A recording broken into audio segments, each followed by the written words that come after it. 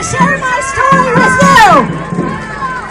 You see, I want to tell you what goes on behind the doors they don't tell you about. Because I've been there. They call themselves pro-choice.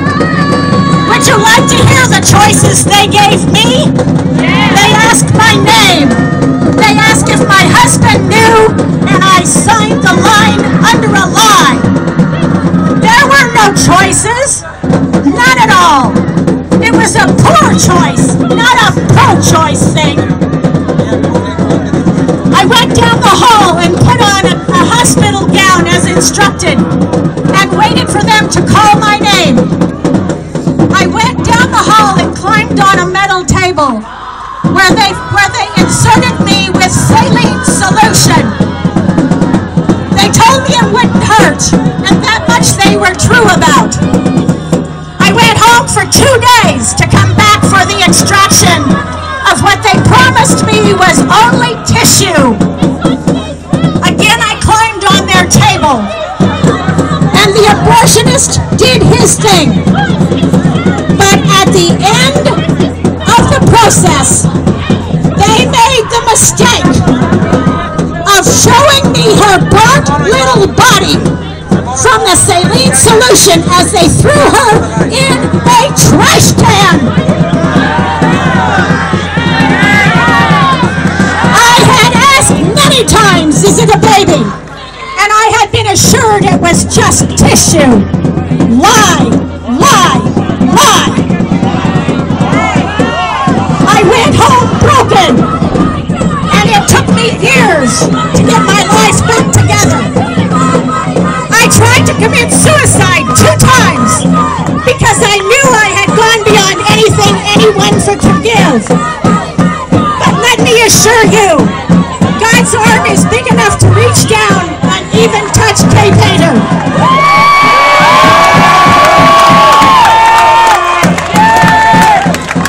I encourage you to keep fighting, ladies, gentlemen, because he's right. We do win. We do win.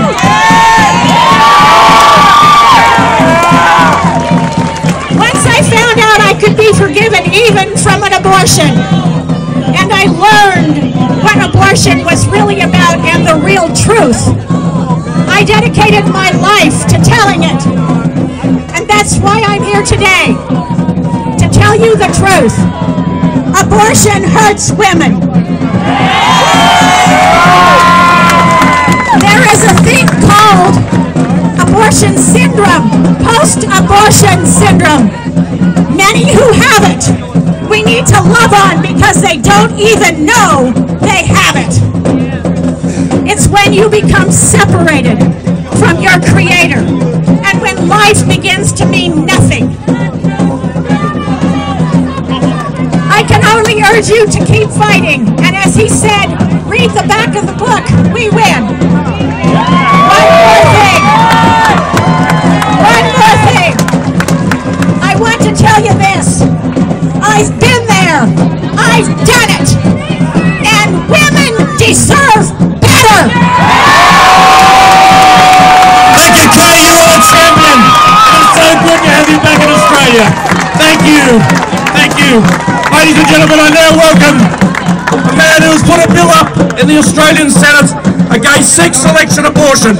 We should not have a situation where little babies are killed just because they're female. How wrong is that?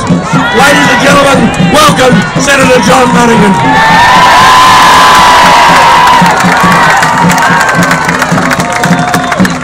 Good afternoon, ladies and gentlemen. First thing I'd like you to do is spare a thought for those people here who don't believe in free speech and have impeded this march today. And in spite of their ignorance, that one day we hope that they will come to see the light. Ladies and gentlemen, abortion is murder.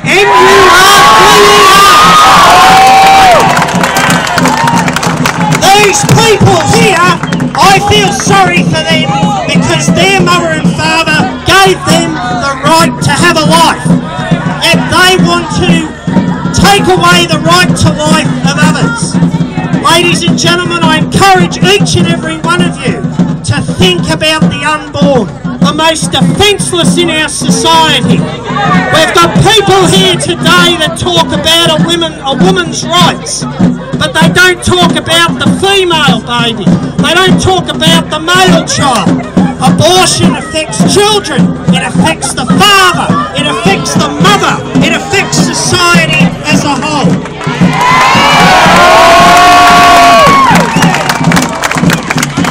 Ladies and gentlemen, we live in the Commonwealth of Australia. It's up to each and every one of us to put the Commonwealth, the common good, back into the Commonwealth. Thank you.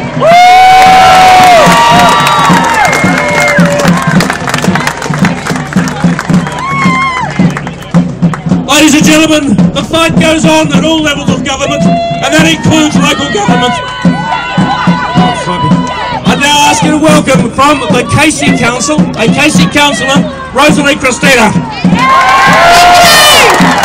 Thank you, fellow Australians!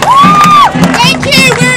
You outnumber those who disagree with us! You outnumber! And I'm so glad, and I hope you're glad, that your mother didn't abort you! I'm so grateful, because I love you all!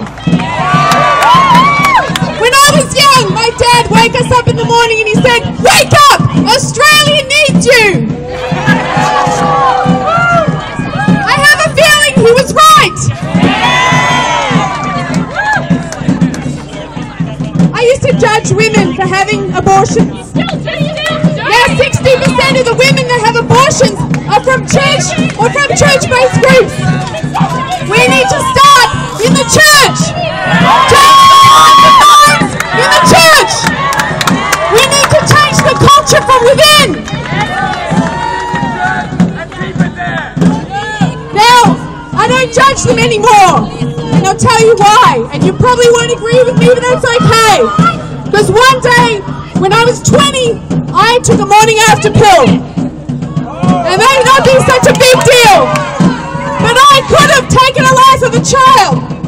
So I don't judge, but I understand what it took, the desperation of a woman to do that. I understand the fear of other people. I understand what it's like to come to such a choice. But that choice did not see what came after. We could see a beautiful baby. And there's an article in the paper only last week or two. The parents didn't know their child had Down syndrome. They would have aborted, they said, if they knew their child had Down syndrome. But what they said is they were so glad they didn't abort. Because the joy of having that child, and they love their child, it didn't matter if it had Down syndrome. That is not the choice you see. That's the choice that you never get to see. So I implore you to open the eyes of those and see the other choices that they get to choose. My dear friend held a secret for 20 years. She had an abortion 20 years ago, and every year of the baby's potential birthday, she remembered that child's birthday. The baby may be gone, but the pain stays with you forever. She has never forgot. She has always regretted giving up her child. And she has 4 children now, and she could never be happier. They only made her life better. Children, give life!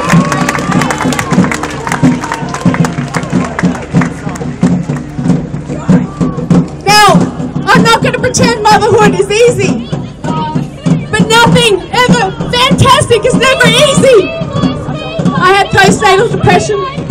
It was hard. Not going to sugarcoat it for you, but it is one of the best decisions of my life. I have 2 children. I have 2 children. Who's got a child here? Can I hear you?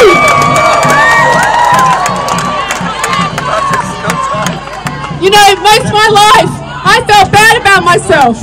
I had a low self-esteem. I allowed other people to dictate my value to me. I allowed them to say how valuable I am. But until we start looking at human life and equality of life as valuable, equality of all human life, including the unborn,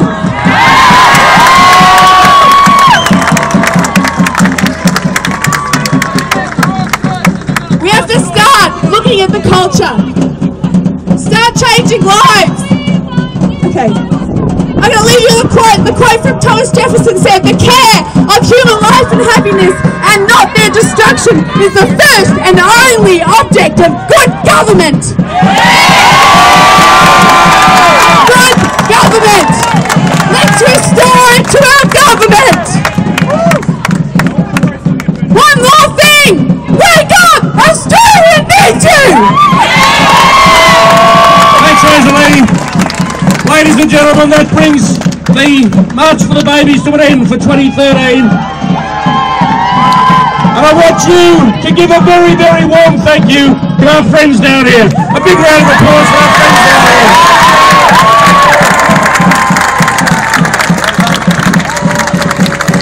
And we do, as is the tradition, finish off, we're going to have a little bit of a gang session tonight. And it is the ladies singing Amazing Grace. Join in, please.